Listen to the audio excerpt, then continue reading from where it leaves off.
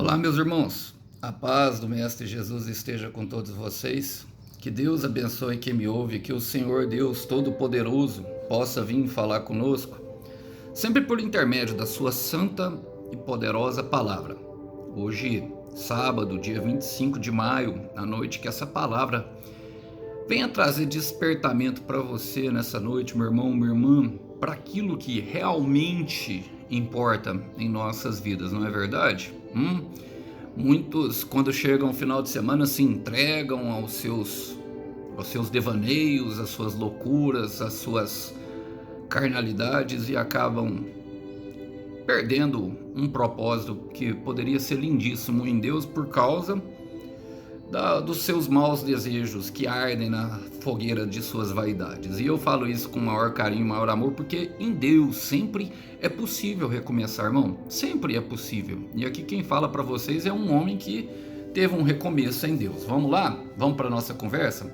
O texto hoje para nossa breve reflexão encontra-se no Evangelho de Jesus Cristo, do Mestre. Quero ler com vocês o capítulo 8, a partir do verso 3 em diante. Diz assim: Então os mestres da lei e os fariseus lhe trouxeram uma mulher pega em adultério e colocaram diante da multidão. Mestre, essa mulher foi pega no ato de adultério, disseram eles a Jesus. A lei de Moisés ordena que ela seja apedrejada. O que o Senhor diz? Procuravam apanhá-lo numa armadilha, ao fazê-lo dizer algo que pudesse usar contra ele. Jesus, porém, apenas se inclinou e começou a escrever com o dedo na terra.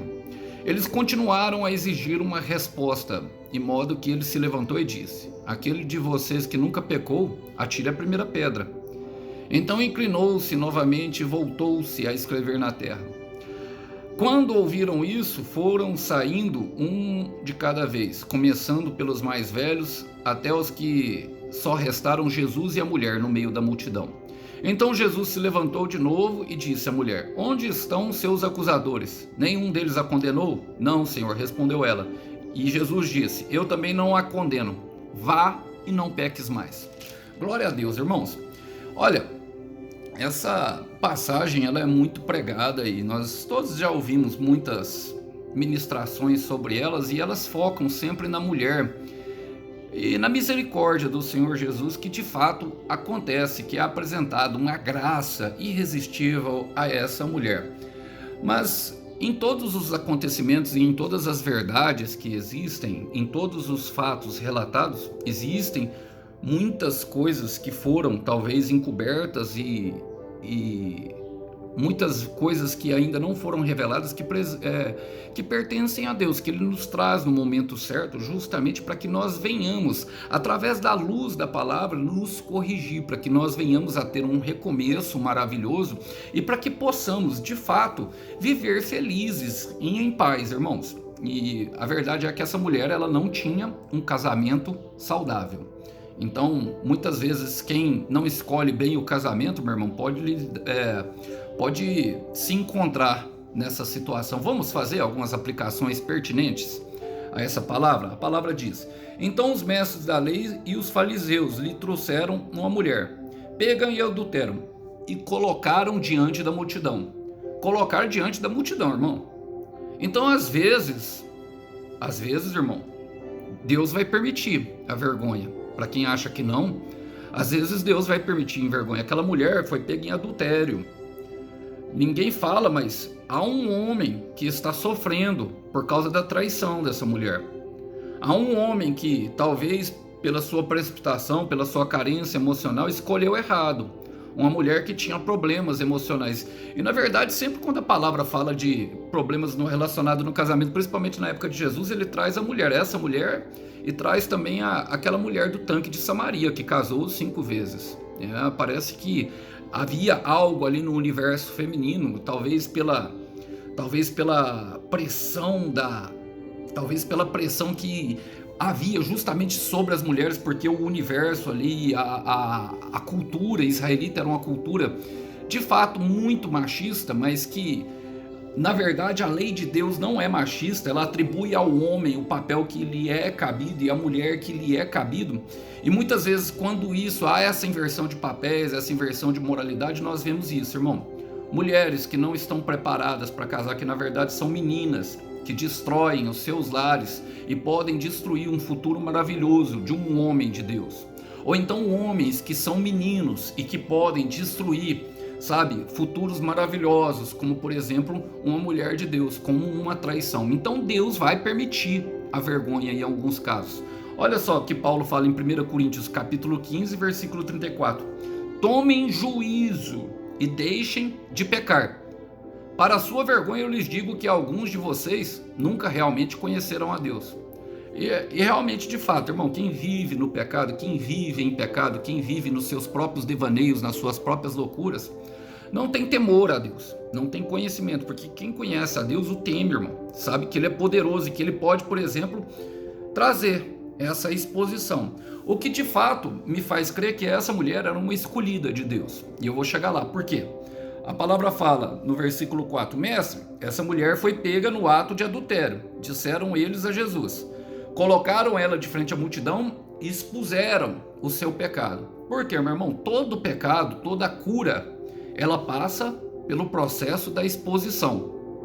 A cura do pecado, irmão, está na exposição que evitamos. Eu quero repetir. A cura do nosso pecado está naquela exposição que nós evitamos, justamente para evitar essa vergonha. Então, por isso o Senhor às vezes permite. Principalmente quando há uma escolha, há um propósito com a pessoa. É uma pessoa que Deus escolheu, Deus de antemão. Então precisamos tomar cuidado com isso. Olha, em Gênesis capítulo 3, eu quero ler com vocês.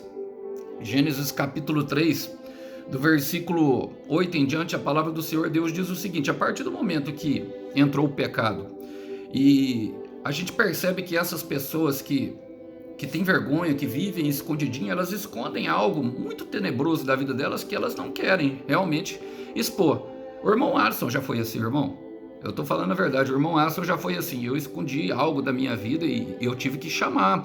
Até o momento em que meu chamado me colocou de frente justamente à justiça de Deus. Eu tive que falar. Olha, a palavra fala em Gênesis capítulo 8. Ao cair daquela tarde, daquele dia, ouviram a voz e os passos do Senhor Deus que passeavam pelo jardim. E esconderam-se entre as árvores. E o Senhor Deus chamou o homem: onde você está? Ele respondeu: percebi que o Senhor estava se aproximando e fiquei com medo porque estava nu. Por isso me escondi. Mas em Gênesis 2:25 fala que eles andavam nus e não sentiam vergonha do Senhor. Por quê? Por causa do pecado agora, irmãos. Então, ali naquele momento que há a percepção da maldade que nós carregamos, nós ficamos envergonhados. Agora, a grande verdade é que quem fica escondido, irmão, não prospera. Quem esconde os seus pecados não prospera. Quero ler com vocês, porque eu gosto, ainda mais hoje, nesse mundo em que os amores têm prazos de validade e nós percebemos que as pessoas são facilmente descartáveis, porque a verdade é, irmão, se eu quiser sair por aí, tem mulher aí à disposição. Se algum de vocês, mulheres, quiserem sair por aí e derem moral, é só dar moral no WhatsApp aí, rapidinho arruma um encontro. O difícil não é arrumar um encontro. O difícil, meu irmão, não é sair e dar uma escapulidinha. O difícil é você encontrar alguém que queira te levar verdadeiramente e cumprir os votos de Deus com você. Quer te levar pro altar, sabe? Quer te fazer especial na vida dele, especial na vida dela. Olha, em Provérbios 18, quero ler com vocês, porque é fácil da gente identificar algumas coisas. A sabedoria da palavra, ela não falha, irmão. Provérbios 18, no versículo 1, a palavra fala o seguinte: quem procura se isolar, busca interesses egoístas e rejeita os bons conselhos. E para toda a cura do pecado, irmão, vai ter que passar justamente não pelo isolamento, mas justamente pela exposição. Nesse processo de isolamento, eu gosto do pastor Danilo Rodrigues, que ele diz que toda pessoa que se isola, na verdade, ela é interesseira, egoísta e até mesmo burra. Por quê? Porque interesseira porque ela busca o seu interesse próprio. E o isolamento fala disso. E egoísta, porque ela quer satisfazer somente a si, ela não se preocupa com os outros. E ela não quer saber se aquele ato que ela está cometendo faz mal a outras pessoas, como no caso dessa mulher, que estava fazendo mal ao seu marido. E terceiro, é burra, porque ela se priva de um relacionamento bom, de um relacionamento que poderia ser de Deus, de bons conselhos e de viver a verdadeira felicidade e o propósito de Deus. Então, ela acaba pensando que está agindo na inteligência, que vai esconder os seus pecadinhos, os seus pecadões, mas o Senhor, em algum momento, permite, porque tudo que está oculto, no determinado tempo, virá a ser revelado. E a palavra fala, a lei de Moisés ordena que ela seja apedrejada. O que o Senhor diz? Irmão, o salário do pecado ainda não mudou. É a morte. E ele chega em dia. Ele chega em dia, irmão. Ele encontra pessoas que estão dispostas a mostrar. Aquela mulher, ela com certeza, porque a palavra fala que ela foi pega em adultério. O que é o adultério? O adultério é se relacionar com outro homem fora do casamento. Por isso a palavra adultério, porque está entrando uma mistura, algo que não deveria ter. E eu falo mais sério para vocês, na cultura israelense, antigamente, a palavra fala que Jesus Cristo veio no tempo certo, em Romanos 5:6. Eu creio que tudo que foi escrito para o nosso ensino e justamente para nós temermos a Deus e termos paciência e esperança num futuro melhor, pelo menos para a nossa vida, daqueles que aplicam a luz da palavra à sua vida. O noivado, ou seja, desde a infância, a pessoa já era prometida em casamento, como o caso, por exemplo, de José e Maria. A palavra fala que José viu a Maria ali, a barriguinha dela crescendo, porque ela estava grávida do Espírito Santo e resolveu deixá-la em segredo, porque ele era um homem justo e bom. Mas aquela promessa de casamento, porque eles eram noivos naquela época, era como se eles já estivessem casados. O nível de compromisso de uma promessa era levado como se já fosse casado, ou seja, cada um deles estavam sendo preparados, um para ser esposo e outra para ser esposa. Agora vocês creem que, por exemplo, essa mulher ela estava sendo preparada para ser esposa? Então, irmão, o salário do pecado ele chega e ele não mudou. O salário do pecado é a morte, ele sempre paga em dia. Romanos 6:23 diz que o salário do pecado é a morte. E olha, a palavra parte para ele, fala o que o Senhor diz. Agora, nós precisamos entender que esses fariseus e esses mestres da lei, eles agem como agentes de Satanás, como agentes do inimigo. Procuravam apanhá-lo numa armadilha e fazê-lo dizer algo que pudessem usar contra ele, irmão. Então a intenção do inimigo que é prender a mulher e matar a mulher, mas também prender Jesus e acusar Jesus. Então tem dois lados, tem histórias. O Senhor aqui está operando uma cura maravilhosa na família de alguém. Então nós precisamos entender e às vezes nos silenciar. O Senhor Jesus não fala nada, irmão. Por quê? Olha, eu quero ler com vocês. Apocalipse capítulo 12, versículo 10, a palavra do Senhor Deus diz o seguinte, é uma característica de Satanás, fala assim, ó, depois ouvi uma forte voz que bradava pelos céus. Por fim aconteceu, a salvação, o poder e o reino do nosso Deus e a autoridade do seu Cristo finalmente se manifestaram aqui, porque o acusador dos nossos irmãos foi lançado fora, aquele que o acusa dia e noite diante do nosso Deus. Acusam dia e noite diante do nosso Deus. Nós vemos a história de Jó, que Satanás, depois de dar uma volta ao mundo, se apresentou diante de Deus, e Deus mesmo provoca porque sabia que Jó era um homem justo. Vixe, o meu servo Jó, homem reto, íntegro e temente a mim. Naquele momento nós percebemos que Satanás, o que ele queria fazer? Destruir a vida de Jó, e assim aconteceu, irmão, mas Jó se manteve firme e íntegro no propósito. E o que eu quero mostrar, irmão, é que tudo que tem acontecido na sua vida é para trazer acusação, é para trazer, sabe, prejuízo, para que venha parar. E é difícil, irmão, continuar depois que acontece algo ruim, por isso que nós devemos tomar cuidado. Por isso Paulo fala, tome juízo e parem de pecar. Parem de pecar, irmão. Tem que parar, irmão. E é possível, sabe, viver uma vida santa. É possível viver uma vida que agrade a Deus. É possível viver um casamento que agrade ao Senhor. Olha, a palavra continua falando. Jesus, porém, apenas se inclinou e começou a escrever com os dedos na terra. Por quê, irmão? Eu gosto dessa parte, porque eu creio nesse primeiro momento que ele escreve duas vezes na terra, e nós vamos falar das duas vezes, mas essa primeira vez, ele estava escrevendo os pecados da mulher. Os nossos pecados, eles são escritos na terra. Eles não são escritos, por exemplo, como tem o livro da vida em um lugar que não pode ser apagado. Eles são escritos na terra. Por quê? Porque quando vem um vento, costuma se apagar. Quando vem um vento, e normalmente, sempre depois de uma boa entrega aos pecados, sempre vem um vento de destruição, mas a verdade é que as pessoas que não sabem para onde vão, nenhum vento é favorável para quem não sabe aonde vai. Agora tem ventos que vêm para colocar as coisas no lugar, como por exemplo para apagar o pecado que Jesus escreveu na terra.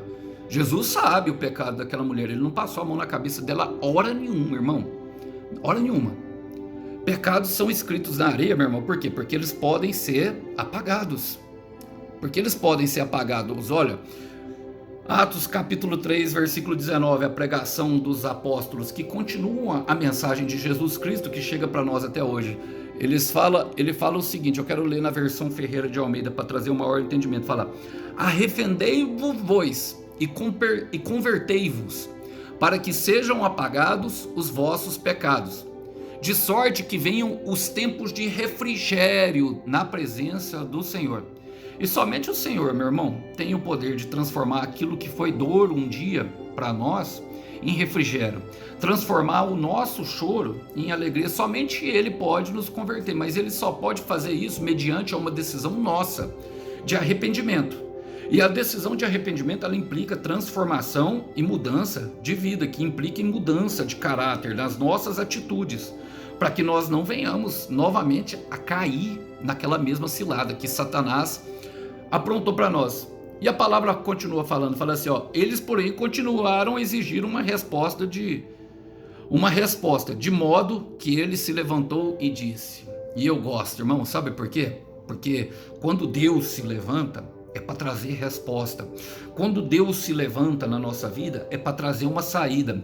Porque às vezes nós mesmos, com as nossas más escolhas, com as nossas faltas de sabedoria, com, os nossos maus desejos no nosso coração, nós não aprendemos ainda, porque só mostraram para nós uma listinha daquilo que não deve se fazer, mas não mostraram para nós como nós chegamos e alcançamos a vitória para não fazer aquilo, para nós não cairmos na cilada do inferno novamente. Então Deus vem, se levanta e mostra uma saída para nós. Deus tem uma saída para todo problema, meu irmão. Deus tem saída para todo problema, minha irmã. Eu quero dizer aqui que essa mensagem é para uma pessoa que talvez tenha cavado a sua própria cova com as próprias mãos. Essa pregação vai de encontro a pessoas que tiveram más escolhas na caminhada. Essa pregação, eu estou pregando para pessoas aqui que tomaram decisões ruins na sua vida, que ouviram quem não devia ouvir, que olharam para onde não devia olhar. Eu quero te falar, meu irmão, 1 Coríntios capítulo 10, versículo 13, fala que Deus é fiel. Eu quero repetir, Deus é fiel e não nos sobreveio tentação que não fosse humana. E aqui é onde muito crente erra, irmão, porque ele acha que a tentação que nos vem é sobrenatural, que ele não consegue, não, ela é humana, a palavra fala. E que nós podemos existir. E por isso ele fala, antes Deus fornecerá a saída, o escape. A intervenção para a tentação, meu irmão, que é sobrenatural. E é por isso que nesse momento, quando nós estamos sendo tentados, que nós precisamos nos colocar de joelhos e clamar pelo sangue de Jesus. Porque o diabo, ele vai tentar parar um escolhido, vai tentar parar uma escolhida. E é por isso que eu sei que essa mulher era escolhida, porque Deus permitiu a vergonha dela para que ela viesse a servir de exemplo, de referência, de superação, de um recomeço de vida. Que é possível recomeçar assim, sempre, irmão. Então Deus é fiel. Agora a palavra fala, olha, fala justamente, ele fala assim, aquele de vocês que nunca pecou, atire a primeira pedra. Então voltou-se, inclinou-se novamente e voltou-se a escrever na terra, irmão. E essa palavra é poderosa, porque todos nós pecamos. E é por isso que os mais velhos, os mais maduros na fé, aqueles que são chamados presbíteros, e eu não estou falando aqui de unção, estou falando daqueles que já têm uma caminhada espiritual com o Senhor Jesus, devem ter paciência com aqueles que não são. Porque todos pecaram, irmão. todos. E essa é a intenção. Deus está corrigindo aqui também pensamentos de pessoas que acham que se veem no direito de julgar o problema dos outros, irmão. Olha, lembra que ele se escreveu o pecado da mulher, mas ele também, meu irmão, nesse momento aqui, eu creio que ele começou a escrever os nomes daquelas pessoas que, porventura, não viessem a se arrepender. O nome de quem se recusa a ajudar, sabe, o pecador, meu irmão, também são escritos na areia. Eu quero repetir, o nome de quem se recusa a ajudar o pecador também é escrito na areia. Quero ler com vocês e mostrar isso escrito biblicamente, logicamente. Irmão, Jeremias, capítulo 17, versículo 13, a palavra do Senhor Deus diz o seguinte, quero ler na versão viva para trazer. Ó Senhor, esperança de Israel, quem o abandona acabará na maior desgraça. Quem se afasta do Senhor será levado embora, como palavras escritas no pó. Tudo isso porque abandonam o Senhor, a fonte das águas vivas. Irmão, e toda vez que nós negamos, sabe, ajudar uma pessoa que está em dificuldade, porque aquela mulher, ela precisava era de ajuda, ela não precisava de acusação naquele momento. Tem que deixar o Senhor Jesus tratar, logicamente, confrontar o pecado, mas nós que somos mais velhos na fé, devemos justamente, sabe, estender a mão e não pegar a pedra. Embora a pedra ela fale de uma vingança de um homem que está com o coração partido lá, de que foi ferido pela traição e vai saber o processo que aquele homem deveria passar, meu irmão, com Jesus para ter o coração curado de uma traição. Quem já viu a pessoa que ama com outra pessoa sabe o quanto dói. E dói não dói pouco não, dói muito. E muitas vezes o que a gente pensa na cabeça da gente é que a pessoa merece pedrada, mas não é o que a palavra de Deus diz, irmão. Os nomes de quem se recusa a ajudar o pecador, irmão, também são escritos no pó. Por quê? Porque são apagados. O nosso nome de quem ajuda é escrito no livro da vida. Então, aonde você terá o nome escrito, meu irmão? No pó ou no livro da vida? E a palavra fala assim, ó. Quando ouviram isso, foram saindo, versículo 9, um de cada vez, começando pelos mais velhos, até que se restaram Jesus e a mulher no meio da multidão. E aqui, irmão, eu quero te falar que Jesus vai te livrar dos seus acusadores. Sim, Jesus vai te livrar dos seus acusadores, mesmo que você tenha feito uma cagada muito grande, e aqui implica, logicamente, arrependimento e se entregar ao Senhor Jesus a sua vida, irmão, mas Ele pode te livrar dos acusadores. Por quê? Dos mais velhos aos mais novos, todos pecaram. Romanos 3, 23, estão destituídos da glória de Deus. Quem é mais velho tem mais pecado, mais simples. Então os mais velhos começaram a soltar as pedras e largar. E essa é uma verdade que está aqui que a gente precisa aprender. Mas olha, Romanos 8, versículo 33 mostra a graça contida justamente nisso. Para nós que somos pecadores, mas que queremos, sabe, conscientemente, através de uma decisão nossa, expor os nossos pecados a pessoas que têm um toque curador de Deus na mão. Porque há um toque curador que vem do céu daqueles que foram curados. Nós vemos isso sobre a imposição de mãos. A palavra fala em Romanos 8,33, quem se atreve a acusar os escolhidos de Deus? É Deus quem os justifica. Então Deus tem o poder de te livrar do acusador, meu irmão. Deus tem o poder, minha irmã, de te livrar do acusador.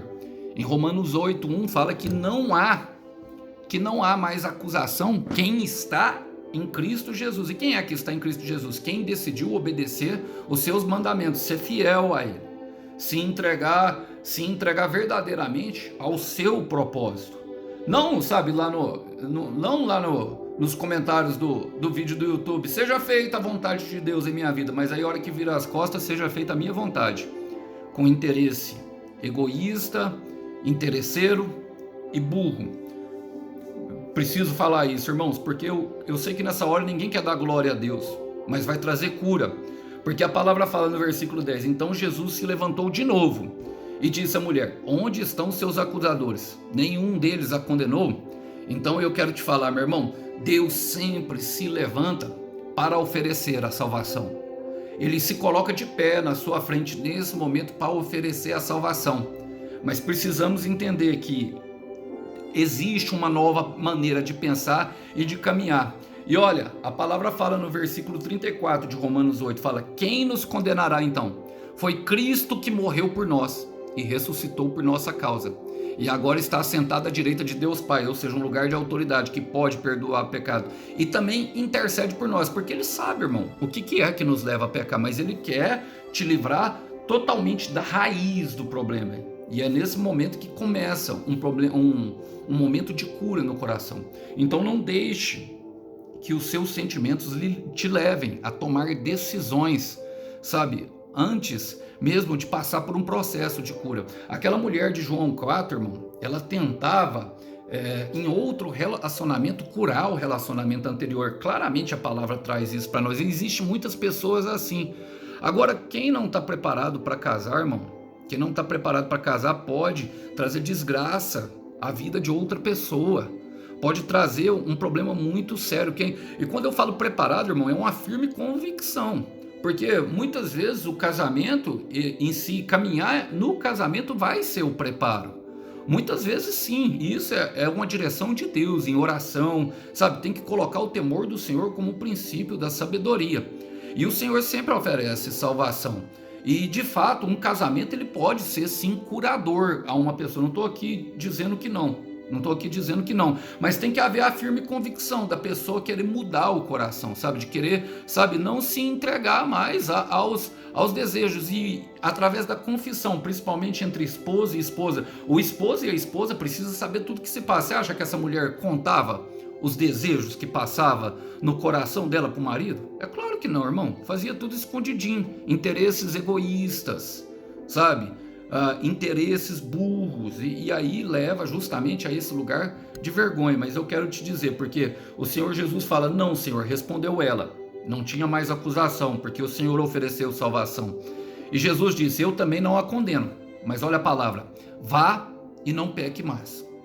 E é aqui que onde muito crente não, sabe, muito crente falha, meu irmão, fala assim: eu não dou conta de parar de pecar. Não, irmão, a graça disponível em Deus para nos livrar, mas também para nos transformar. Eu quero repetir: a graça disponível em Deus para nos livrar da acusação, mas também para nos transformar. Em Romanos 12:2 diz que nós não devemos nos conformar com esse mundo, mas antes nós transformando o nosso entendimento pela renovação do nosso entendimento, para que sejamos capazes de experimentar a boa, perfeita e agradável vontade de Deus. E eu quero terminar aqui lendo 2 versículos. O primeiro está em Efésios, capítulo 2. E talvez isso seja o motivo de tanto sufoco, para que você venha a ter uma experimentação de salvação com o Senhor Jesus, que lhe conduz em arrependimento, que nos conduz em arrependimento por meio da graça. Porque Efésios 2:8 diz: pois é pela graça que vocês são salvos, mediante a fé em Cristo. Isso não vem de vocês mesmos, mas é uma dádiva de Deus. A salvação não é uma recompensa pelo bem que fizemos, portanto nenhum de nós tem mérito nisso. E é nesse momento que nós percebemos, irmãos, que nós não somos mesmo aptos e não estamos, sabe, nenhum de nós, irmão, nenhum de nós merece a salvação, a tão grande salvação que chega para nós. Só que nós não vamos ser condenados justamente pelo mal que nós fizemos. Nós vamos ser condenados se nós não aceitarmos pela fé em Jesus Cristo aquilo que Ele nos ofereceu. Por isso Paulo fala a Timóteo, aqui eu quero terminar em 2 Timóteo, capítulo 2, versículo 1. Paulo diz o seguinte em Timóteo, fala assim, ó: e você, meu filho, torne-se forte com a graça que há em Jesus Cristo. Quero ler na versão Ferreira de Almeida e partir aqui para o final, fala o seguinte: tu, pois, meu filho, fortifica-te na graça que há em Cristo Jesus. E eu quero declarar sobre a sua vida, meu irmão, quero declarar sobre a sua vida, minha irmã, que não há mais condenação. Não deixe a culpa te parar. Recomece em Deus, e você pode ser referência para as pessoas que é possível sempre recomeçar no Senhor através da sua graça, com um novo pensamento e uma nova maneira de viver. Mas será necessário se fortificar na graça por meio de orações, jejuns e leitura da palavra. Irmão, não tem como fugir disso, para que você venha ser capacitado a exercer uma boa obra. E quem sabe a boa obra que Deus tem preparado para você seja um lindo casamento, um lindo recomeço. Então fortifica na graça, porque depois de tudo o Senhor tem uma recompensa para o teu sacrifício. Gostaria de deixar essa mensagem com os irmãos para essa breve ministração que fica aqui como reflexão. Até uma próxima mensagem. A paz do Senhor Jesus. Fortifica-te na graça.